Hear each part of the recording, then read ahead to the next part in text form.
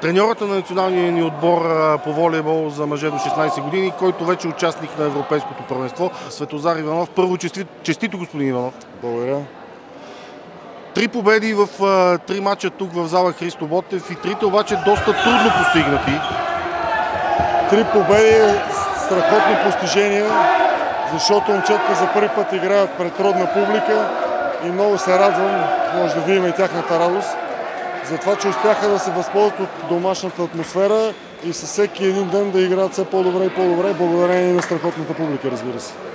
Да, публиката като че ли беше допълнителният играч в тези матчове, но пък ставаше интересна атмосфера, гостите също имаха агитки. Точно така, атмосферата беше страхотна и това е много добър опит за момчетата, за да усетят какво е да играеш пред публика, защото ние постоянно го говорим, но те до сега не са го изпитвали. И е страхотно.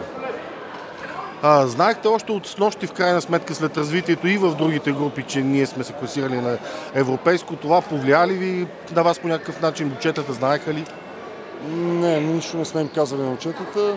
Просто искаме да играят максимално добре и да не мислят за класирания и сметки и такива неща. Подготвихме си матча, изиграхме го по най-добрия начин, не точно от начало, но завършихме перфектно. Да, защо тръгнахме толкова трудно? След това като че ли стана лесно?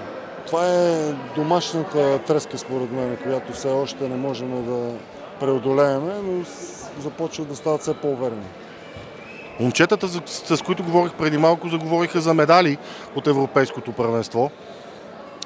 Страхотно е да имат високи цели, просто предстои още те има да играят в финали на Републиканско първенство, да се представят по най-добрия начин, след това една дълга подготовка и вече като отиваме играем, както казах и преди това, за победа за всеки мач, където можем.